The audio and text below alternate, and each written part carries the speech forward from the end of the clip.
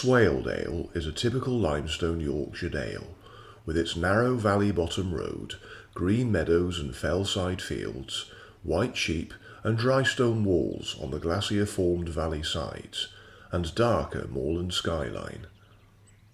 This part of the dale is particularly striking because of its large old limestone field barns. On this rainy morning, I've arrived in Gunnerside to begin today's tour of this part of Swaledale.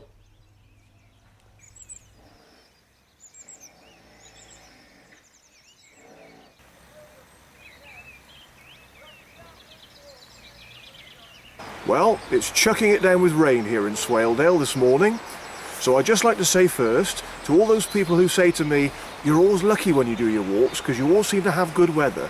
Well, I think today might be different. Never mind. I'll just have to make it up as I go along today. I was planning on doing a walk, but I think I'm going to change my plan and just do a general tour depending on the weather. So I'm going to start my tour of this part of Swaledale this morning by having a look around Gunnerside.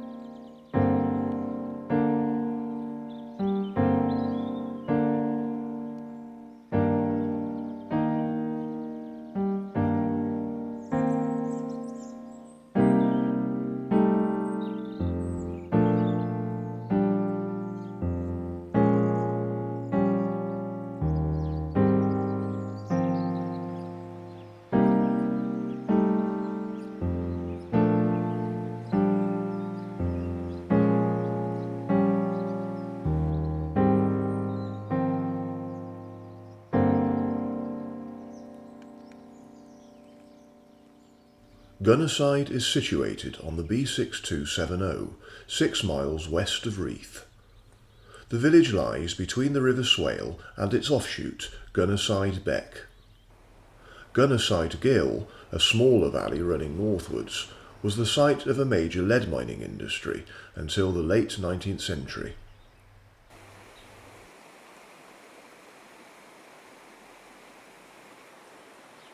Gunnerside contains a Methodist chapel, a part-time post office and a working smithy and museum.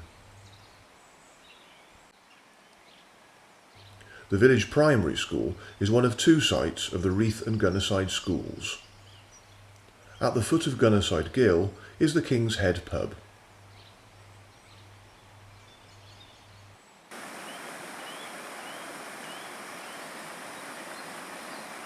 Local employment centres on clockmaking, hill farming, gamekeeping and construction, the latter concerned mainly with the maintenance of traditional stone-built field walls, houses and barns.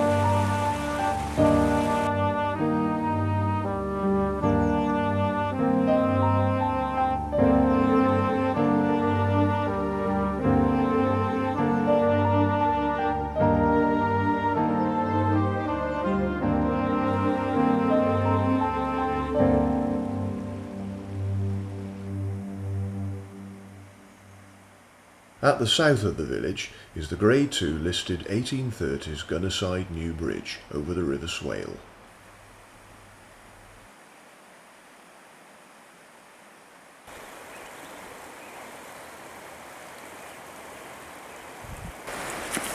Well, that was a very pleasant walk around Gunnerside. Now for the next village.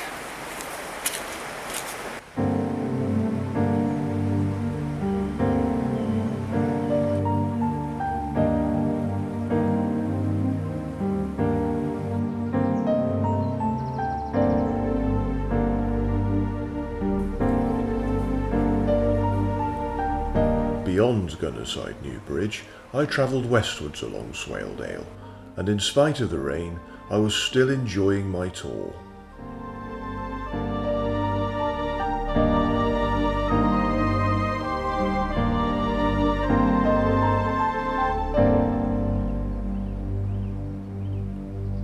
Three miles west of Gunnerside is the village of Muka.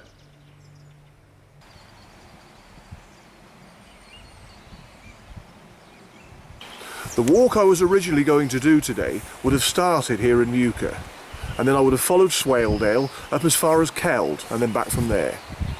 But instead what I'll do, I'll have a walk around Muka, I'll do a little walk by the river, and then I'll come back and then I'll see Keld later anyway, so it's not going to work out too badly.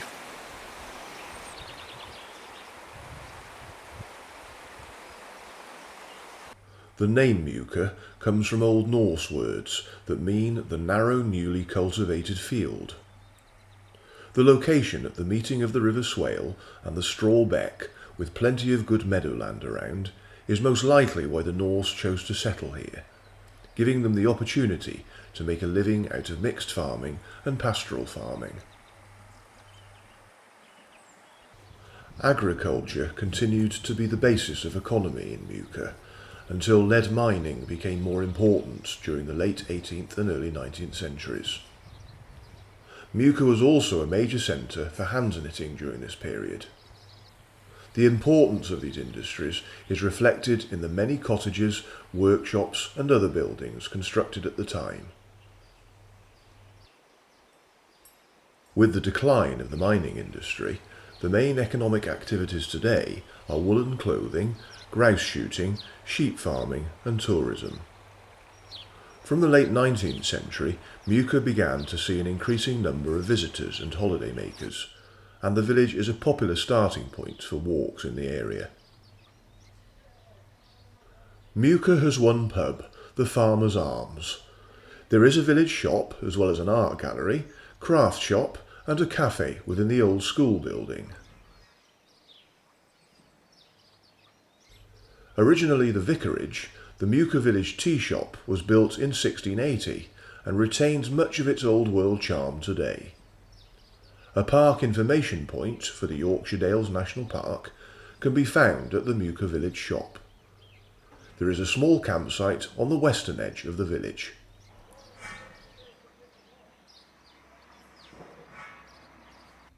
Muka is also home to the Muka Silver Band, a brass band formed in 1897. The band, which recently celebrated its 100th anniversary, is now one of the last surviving bands in Swaledale and Wensleydale, and still maintains a busy calendar of public appearances. Muka Show is held every year on the first Wednesday in September.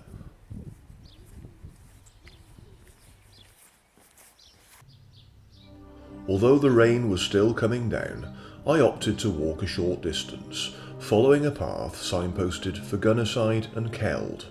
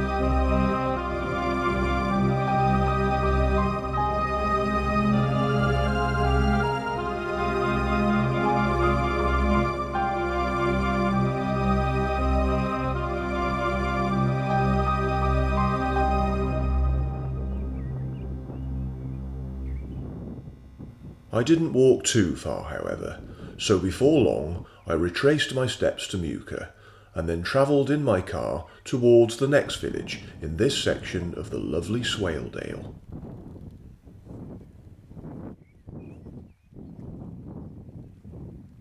As I reached the edge of my next destination, I parked up and had a little walk around the countryside surrounding the village I was about to explore.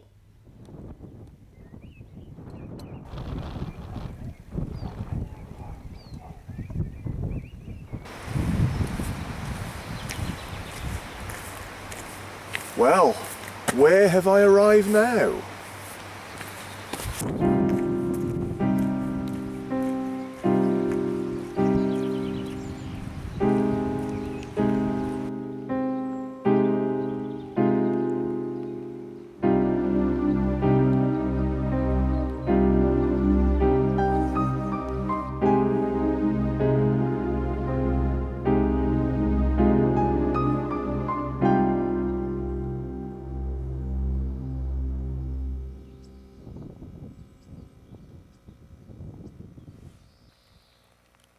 The village of Keld was once called Appletra Kelda, meaning the spring near the apple trees.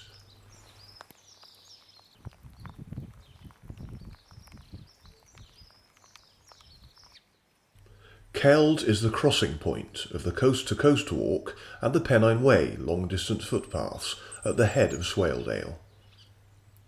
At the height of the lead mining industry in Swaledale in the late 19th century, the village had a population of around 6,000.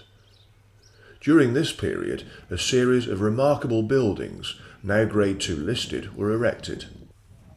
They include the Congregational and Methodist chapels, the school, and the Literary Institute.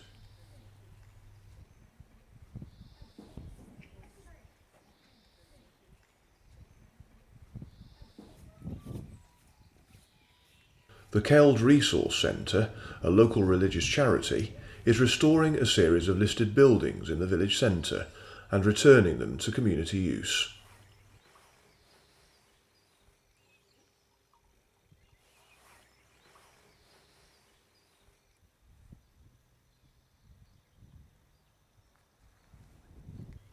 Keld has no shop except at the campsite. There used to be a youth hostel, but it closed in October 2008, and the building has since reopened as Keld Lodge, a hotel with bar and restaurant.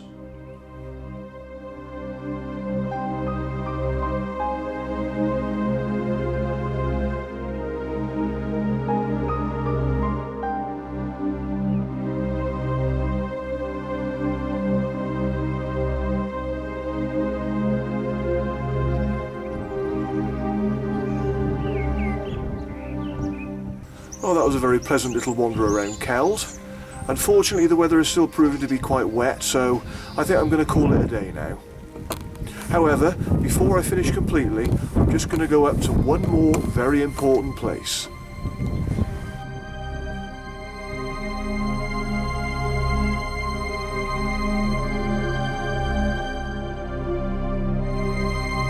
Leaving Swaledale, I followed Stonesdale Lane, which ran parallel with Stonesdale Beck. Eventually, my last stop of the day was in sight.